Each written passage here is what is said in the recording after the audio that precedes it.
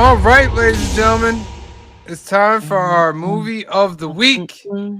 It's New Jack City, directed by Mario Van Peebles, starring Ice-T. Yes. Yeah. Yes. Starring Now Wesley that's another Snipes, color to this Ice-T, and Alan Payne. It's a crime lord ascends to power and becomes a megalomaniacal. Yeah, while a maverick police detective vows to stop him. That is a good It's actually summary not for bad. it. Yeah, it's more better IMDb ones. There are things they left out, but that's not terrible. Yeah. So, see, Bizzle, this is your trilogy. I'm gonna let you get the first word on this movie. Okay. Watch this movie. There you go. That's my first words. Yeah.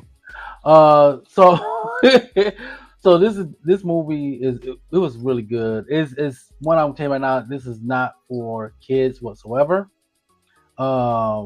Please don't have your kids watch them. This was made in 1991. I want to say this movie was based in the late 80s, early 90s. That's when the crack epidemic happened across the country. And it was Wesley Snipes played Nino Brown so well, and it's based upon an actual person. It's the Chamber Brothers from Detroit, Michigan. It's based on that game. The mayor of that city in Chicago, just outside Chicago. No. Nino Brown was head guy of this group, the CMBs, the Cash Money Brothers, and it's so many great quotes in this movie. Am I my brother's keeper? Is one of my favorite ones. Am I my brother's keeper? Man, that scene alone, there's some stupid people in this film. Some people made some stupid choices. G Money, he made some stupid choices that caused his downfall. Nino Brown, same thing. He made some stupid choices. Pookie. Wait. I want to tell you the sad reality is Pookie is true to life. Yes. Yes. Yeah. I thought that was when I saw that. Oscar-worthy performance by Chris Rock with Pookie. Yeah. Oscar's a little strong, but the sad truth is, of everybody making dumb decisions in this movie, Pookie making bad decisions and leading to his downfall is completely real. Completely real. Yes. And listen, Judd Nelson's character is like he's gonna end up dead. I'm gonna tell you what, Judd. For me, Judd Nelson's character is the best character in the whole movie. I don't think he's the best character. One of the best. Yeah. He's a great character though. I think he's very strong narratively. But all the other characters, whether it's tragic or not, we really follow an arc through with them, know? Well, and Judd Nelson's character there's a lot of off-screen stuff that we don't talk about because he constantly says, well, I know because of blah, blah, blah, blah, blah. So, He used to be Pookie. My favorite line of the whole movie is about halfway through when they're talking about something, he goes, oh, is this a black thing? Ice-T always wanted to beat him up. Like, I'm gonna wait till later because there's a very strong plot point that ties Ice-T character to Nino Brown. Okay, but this whole movie was great. Like, my thing is, one of the scenes that tripped me out was when Ice-T meets Nino Brown for the first time as an undercover drug dealer or undercover connect, and G Money and Nino Brown are playing basketball in slacks. Yeah. And dress shoes. And dress shoes. So I'm sitting there shirtless, but shirtless, yeah. But I was like, you got slacks on, like. You were wearing track suits in the last scene, but Right. Keisha, who's supposed to be one of his head of security, her and Dada man. Don't get me started with him. Yeah. Nino. Keisha with her rockabye baby, like the way she got killed was stupid. That was Wow. dumb. Yeah, she just ran out there and just. That's what I said. Her What are decision. you doing? But it actually works because of some of the stuff she had done in previous scenes where she was kind of a hothead. Yeah, she was. So it makes sense that she would just run out. Here's my problem with that scene, and this is one of my not many Green Guy moments, but so the Italian guys show up and just spray bullets everywhere randomly, and 2 people die. True. Keisha and somebody the dad, right? The dad of the little girl. Yeah. And then the next scene is G Money on the back of a motorcycle killing 6 people as he out of. I mean, come on. I understand that. Yeah, I want to be with it, but I'm like, realistically, that doesn't make any sense. Yeah, and like G Money, his downfall was he let the greed and the fact that Nino Brown slept with his girl, basically destroy everything. You know, you could get another girl. Greed. Oh no. Well, greed is enough to destroy everything. Yeah. You know, and then betrayal will mess you up. Okay. Before I go on, I want to say 2 things.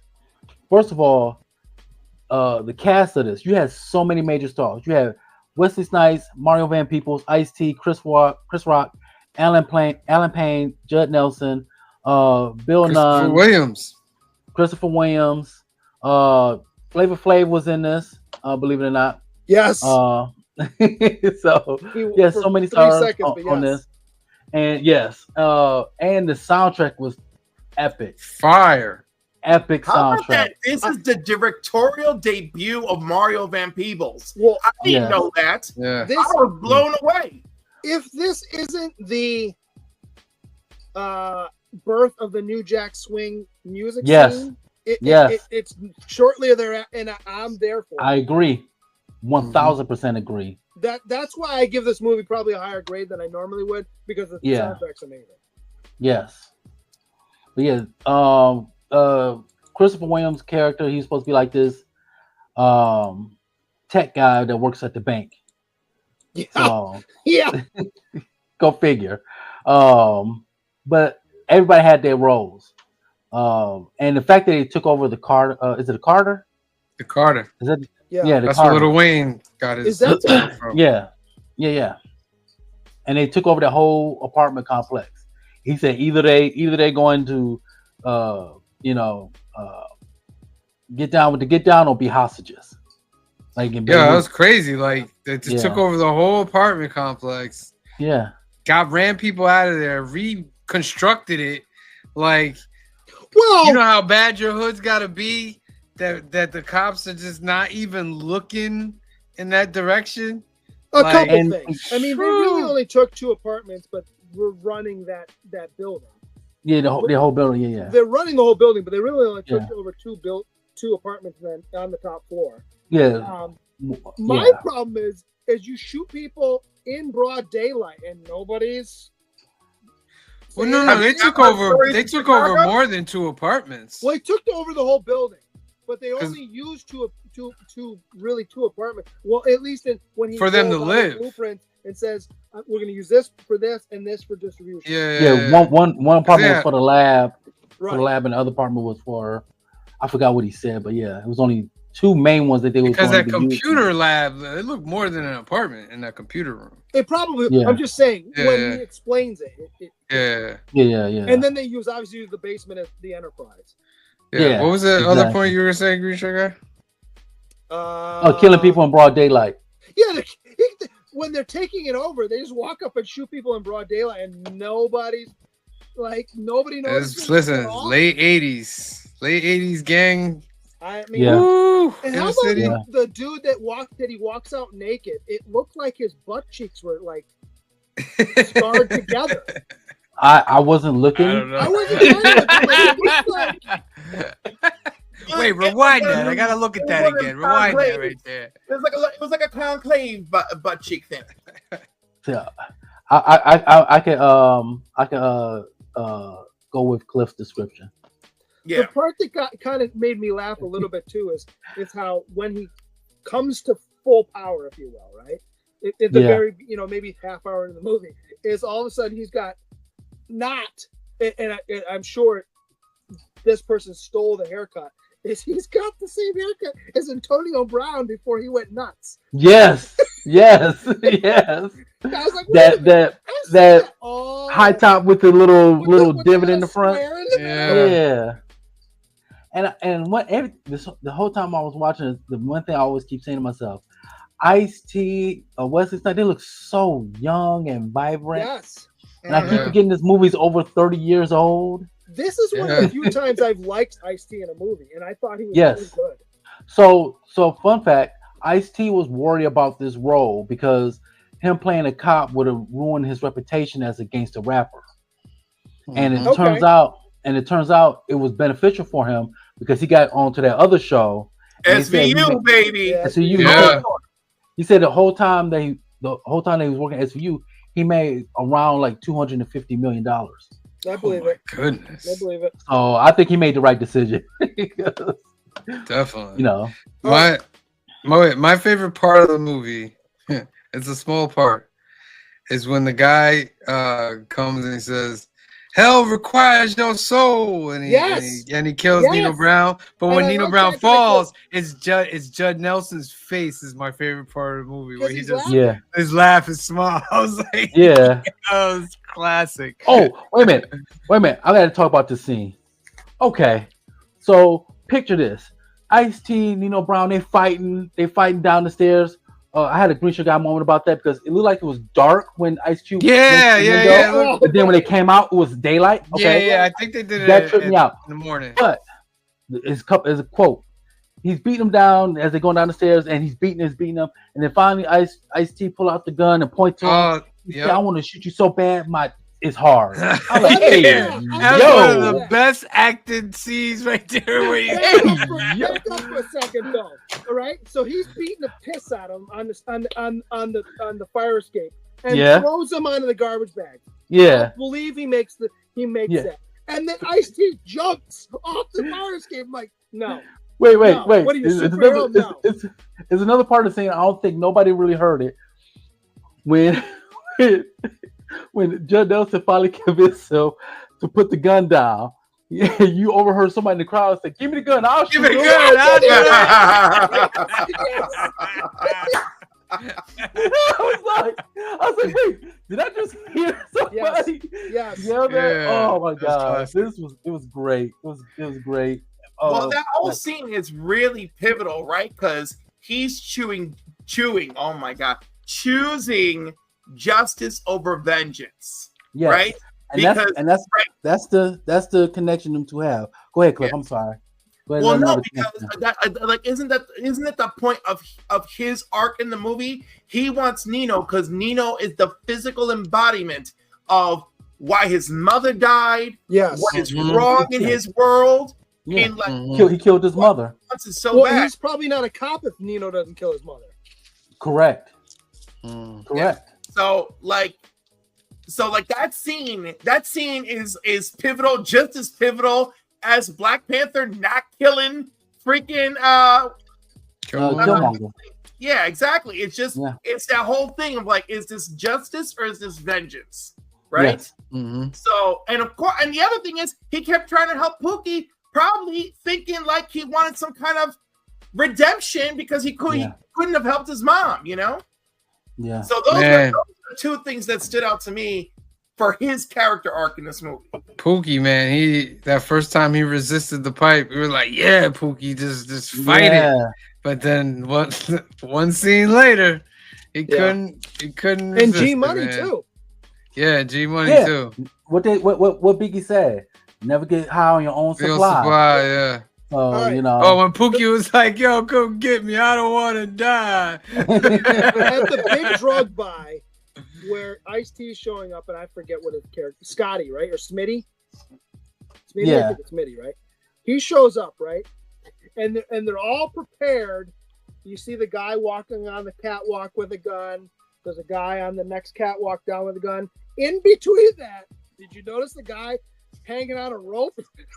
Oh, I didn't. Oh wow. Yeah. I'm like, wait a minute, that makes zero sense. Okay, and then when they take the car and go through the garage door or whatever you want to call it, Judd Nelson, before doing anything else, does a barrel roll to save the drunks. Yeah. Yeah. I'm like, all right. Yeah. Yeah. And why exactly did he have crap all over his face like they were? I was wondering that too. It's I was broad like, daylight, but you got like camouflage on your face. Yeah. I was like, what's going on that here? could be he just doesn't want to be recognized, period. You know what I mean? I mean, come on. That's like blackface?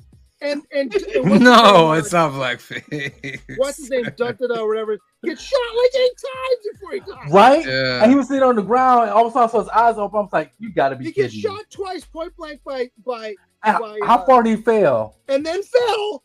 Well, actually, he gets shot. They fight. He gets shot. Then Judd Nelson shoots him 2 or 3 times. In the back. He falls, and then he gets shot again. I'm like, yeah. Like, is he? I know he's supposed to be head of security, but that was some Superman type stuff there. Right. Green shirt guy, let's get your golden ticket questions out of the way. Right, hold on. Let me get my last couple things real quick. Did you notice Nino's lawyer had a ponytail in court? Oh yeah, yeah. I was like, nah, that doesn't fly. I know it's the 80s, but nah. It's a rat tail. You gotta love it.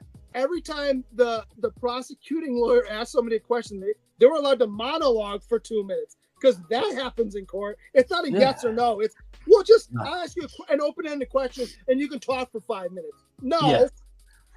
All right, let's get to our numbers. We're gonna start off with I'll start off with mine. I love this movie. I'm giving this movie a 9. This is one of my teen years movies. This with Juice are my movies from back then. The soundtrack for this movie, the Color Me Back. Ooh, that took me back. Oh my goodness, that is so classic, so classic.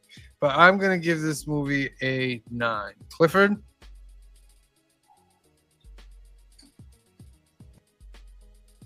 Clifford. I'm thinking. Oh.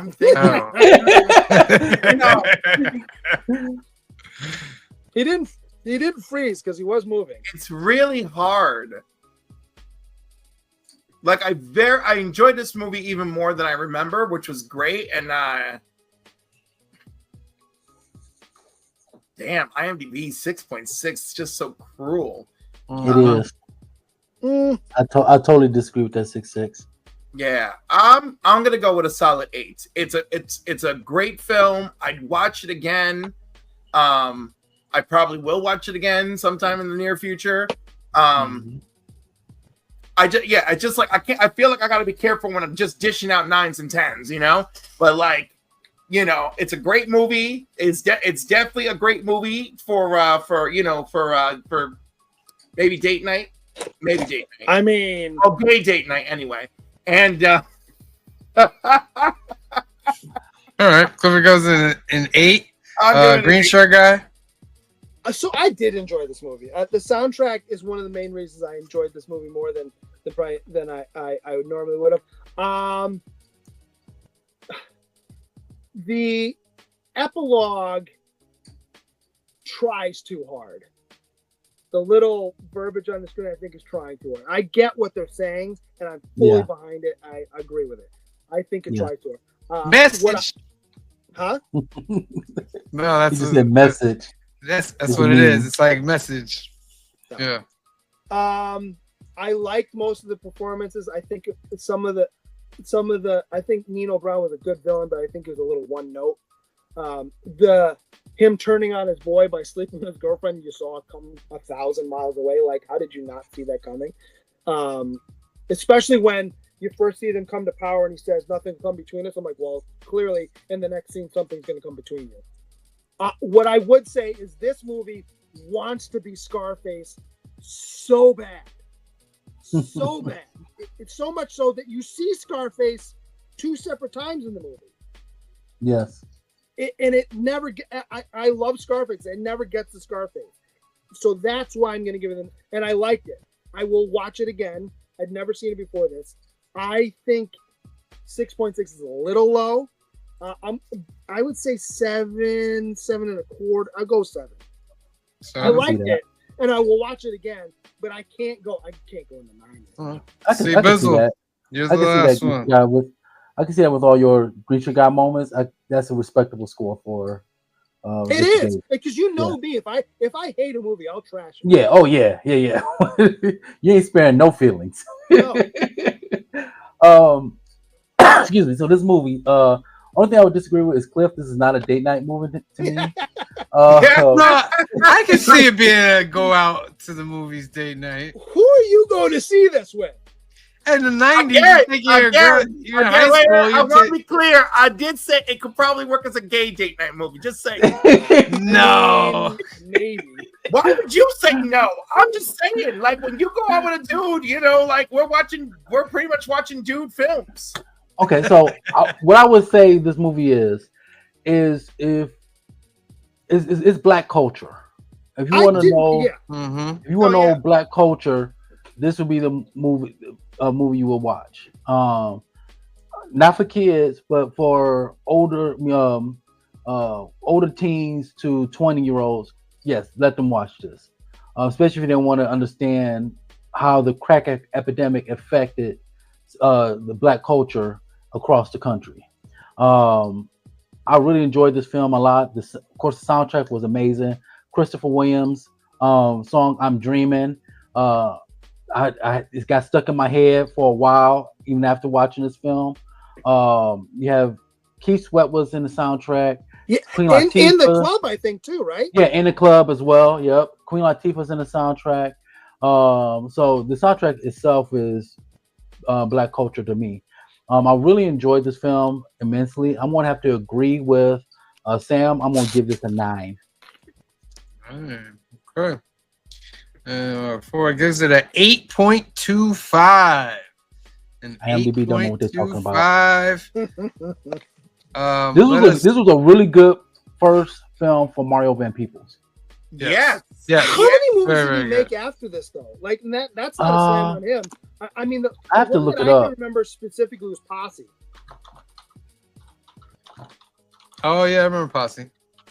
Oh yeah, Posse was good. When I think of Mario Van Peebles, that's the movie I think of. All right, let us know in the comment section what you guys out there think about New Jack City.